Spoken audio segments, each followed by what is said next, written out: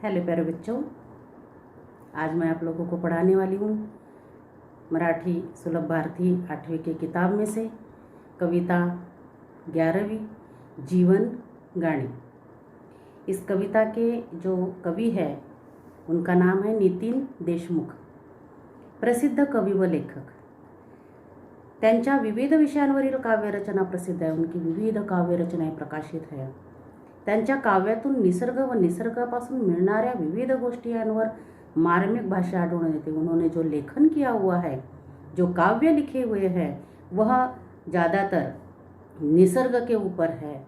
उन्होंने जो भी लिखा है निसर्ग के ऊपर जानकारी लिखी और बड़ा मार्मिक लेखन है। निसर्गातील विविध घटक आपल्याला काही ना काही मूल्य व संस्कार शिकवत असतात। निसर्ग में कई सारे घटक हैं, उनसे हमें कुछ न कुछ आदर्श मूल्य जो है संस्कार हमें मिलते हैं, सीखने के लिए मिलते हैं। प्रस्तुत कविता जो है, कवी ने निसर्गातील विविध घटकांकडून शिकता येणाऱ्या गोष्टी थोडक्यात पण मार्मिकपणे मांडल्या आहेत। इस कविता में से कवि ने कुछ ऐसे घटक लिए हैं जिनसे हमें सीखने के लिए मिलता है। उनके उदाहरण मार्मिक रूप से उन्होंने दिए हुए हैं। प्रस्तुत कविता किशोर सितंबर 2009, प्रस्तुत कविता जो है सितंबर 2009 इस मासिक में से ली हुई है।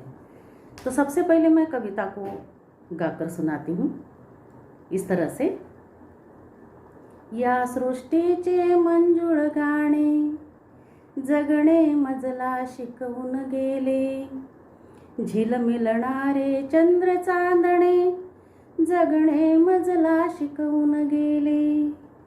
भरकटलेल्या जगात नाही संस्काराची जाण कुणाला, तुळशीवरल्या त्या पणतीचे जगणे मजला शिकवून गेले। प्रेम काय ते कुणान ठावे, नदी सागरा जीव का लावे, स्वैर होऊनी नदीचे पळणे जगणे मजला शिकवून गेले। बुलंद तरीही असे हौसले, पिल्लासाठी किती सोसले, चिवचिवणाऱ्या चोची मधले दाणे मजला शिकवून गेले। सागराचे अथांग तान ही वृक्षाची स्थित प्रज्ञता, दुसऱ्यासाठी घाव सोसणे जगणे मजला शिकवून गेले। इस तरह से इस कविता को आपने बार बार गाना, इसको याद करना है। अब मैं इस कविता का भावार्थ आपको सुनाती हूँ। या सृष्टीचे मंजूळ गाणे, सृष्टि मतलब निसर्ग। इस सृष्टि का जो है मतलब इस पर्यावरण का, इस निसर्ग के मंजूळ गाने, मीठे गीत, स्वर जो है। देखो प्यारे बच्चों, पंछी जो है जब वह चिलबिलाट करते हैं, आवाज़ करते हैं, किलबिलाट करते हैं, उनकी आवाज़ हमारे कानों को अच्छी लगती है। तोता बोलता है अच्छा लगता है, चिड़िया बोलती है अच्छी लगती है। इन पंछियों की किलबिलाट हमें अच्छी लगती है। बड़ा अच्छा कानों को सुकून देने वाला आवाज़ जब हम सुनते हैं। कोयल का उदाहरण दे लो, कोयल देखो, उसकी आवाज़ कौन नहीं पसंद करता है ना। तो ये निसर्ग है, निसर्ग के अंदर के झरने ही ले लो, कितने सुंदर झरने जब बहते हैं। बारिश के दिनों में आप लोग कभी गए होंगे तो झरने देखो, उनको देखकर उनकी आवाज़ आती है झरझर झरझर बहने की। बारिश की धाराओं की आवाज़ आती है झरझर झरझर। जब पृथ्वी पर उनकी धाराएं आती है, उसकी जो आवाज़ आती है तो हमें अच्छी लगती है। तो इस तरह से जो है इस निसर्ग के ऊपर जो मीठे स्वर है, सुर है, लय है, ताल है इनका, तो वो हमें बहुत अच्छा लगता है और हमें जगणे मजला शिकवून गेले। और यह जो है हमें झरने हैं, इस सृष्टि के ऊपर के जो पंछी है, जो खड़खड़ बहने वाली नदियाँ है, यह जो बारिश है, यह हमें सिखाती है, जीना सिखाती है कि किस तरह से जीना है। झिलमिलणारे चंद्र चांदणे जगणे मजला शिकवून गेले। झिलमिलणारे मतलब चमकने वाले, चमकने वाले जो स्टार्स है, जो चांद है, वह हमें जीना सिखाकर गए। कि रात हो जाती है, अंधेरा हो जाता है, फिर भी जब सूरज अपनी ड्यूटी पूरी करके चांद के हवाले कर देता है अपने को, तो चांद आसमान में बड़ा सुंदर दिखता है और हमें प्रकाश देता है ना।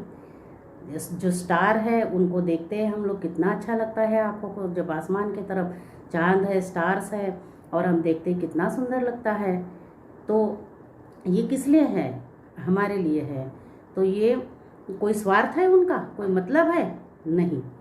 तो ये हमें सिखाते हैं कि इस तरह से दूसरों के लिए जीना है। यह पंछी हमें सिखाते, ये झरने हमें सिखाते हैं, ये निसर्ग हमें सिखाता है, ये बारिश हमें सिखाती है कि किस तरह से जीवन जीना है।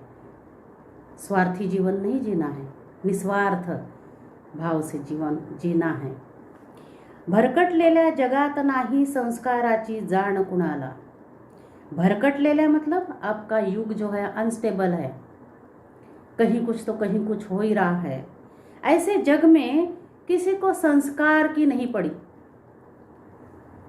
तुळशीवरल्या त्या पणतीचे जळणे मजला शिकून गेले। आप लोगों के घर में भी तुलसी होगी और वहाँ पर दीपक मम्मी जलाती होगी। क्यों जलाती है दीपक? क्या कारण है? दीपक जलता है खुद अंधेरे में, तुलसी के पास में दिया जलाया जाता है, लेकिन दीपक जो है हमें प्रकाश देता है, आंगन में उसका प्रकाश फैलता है। इससे भी हमें सीख मिलती है कि हमने दूसरों के जीवन में प्रकाश की तरह मदद करनी चाहिए, दूसरे के जीवन को प्रकाशमय करना चाहिए। यह सीख जो है वह पंक्ति व दीपक हमें सिखाता है। प्रेम काय ते कुणा न ठावे, नदी सागरा जीव का लावे। प्रेम क्या चीज़ है ये किसको नहीं पता। नदी सागरा जीव का लावे, ये नदी जो है बहती रहती और सारी नदियाँ सागर को जाके मिलती है, क्यों? किसी को नहीं पता। स्वैर होनी नदीचे पडणे, जगणे मजला शिकून गेले। लेकिन फिर भी देखो, नदी जो है स्वच्छंदता से स्वैर होकर बहती जाती है, बहती ही जाती है, आगे ही चलती रहती है। कभी देखा है आप लोगों ने नदी पीछे मुड़ती है? कभी नहीं। चाहे कितनी भी संकट आ जाए, आगे ही आगे बढ़ते रहना है, आगे ही आगे चलते रहना है। चाहे कितनी भी समस्या आ जाए, रुकना नहीं है, चलते ही रहना है। और ये नदी जो है हमें चलते ही रहने के लिए सीख देती है। जगणे मजला शिकून गेले, जीना सिखाती है नदी की चलते रहो। बुलंद तरी असे हौसले, पिल्लासाठी किती सोसले। बुलंद मतलब बड़े हौसले होते हैं, इरादे, हौसले मतलब इरादे। पिल्लासाठी किती सोसले, सोसले मतलब मेहनत करना। आप लोग देखते होंगे चिड़िया जो है या तो कोई भी पंछी है अपने छोटे छोटे बच्चों के लिए कहीं कहीं से भी दाने लेकर आते हैं, खाना लेकर आते हैं, उनकी छोटी छोटी चोंचों में उसको डालते हैं, उसको खिलाते हैं, बड़ा करते हैं। और जब पंख जो है उनको आते हैं, उनको उड़ना सिखाते हैं। और जब उड़ना सीख जाते हैं तो आसमान में स्वच्छंदता से वो घूमते हैं और अपना पेट खुद ही पालते हैं। वो कोई रिश्ता नहीं रखते फिर बाद में मेरी मम्मी है, मेरे पापा ये मेरे लिए लाएंगे खाने के लिए तभी मैं खाऊंगा, नहीं।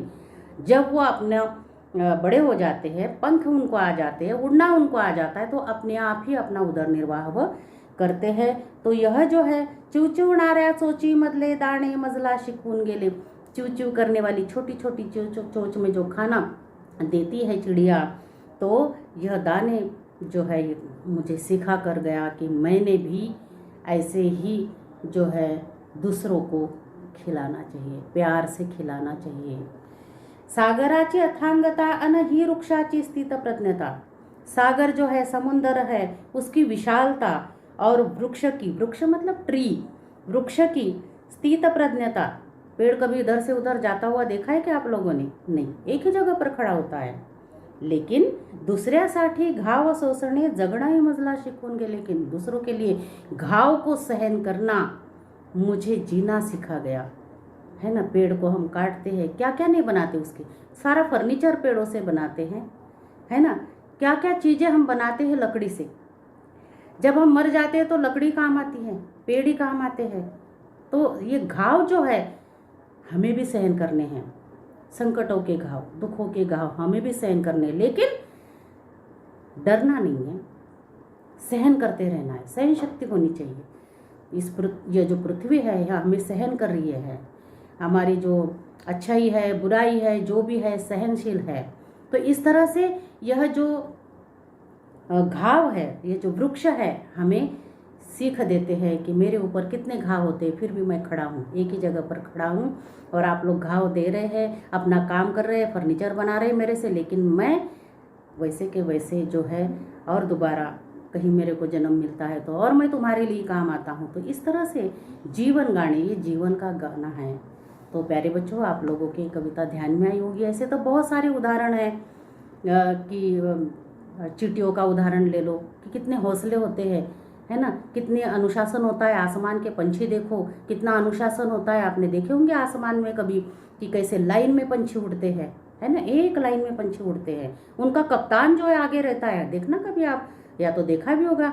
चिड़िया जो होती है, या हमने उदाहरण देख ही लिया। और चिटिया जो होती है कैसे लाइन में फौज रहती है उनकी, और किस तरह से मिलजुल कर करती है। मधुमक्खी का उदाहरण ले लो, मधुमक्खी का उदाहरण अपने पास में है कि किस तरह से मिलजुल कर कहाँ कहाँ से शहद परागकण इकट्ठा करके वह छत्ता बनाती है और अपने खाने की सुविधा करती है। तो इस तरह से ये जो निसर्ग के पर्यावरण के जो घटक है, हमें बहुत सारा सीख इनसे मिलती है, बहुत सारा सीखने के लिए मिलता है। और हमने इनसे सीखना चाहिए कि हमें नहीं सिखाते, कोई टीचर ही नहीं सिखाता है, तो निसर्ग भी हमें सिखाता है। निसर्ग हमारा मित्र है, निसर्ग हमारा गुरु है, जो हमें जीवन जीना सिखाता है। जीवन का गीत, जीवन गाने हमें सिखाता है, जीना हमें सिखाता है। तो इस तरह से ये कविता थी। मैं उम्मीद करती हूँ कि आप लोगों की ये कविता ध्यान में आई होगी। ओके बेटा, बाय।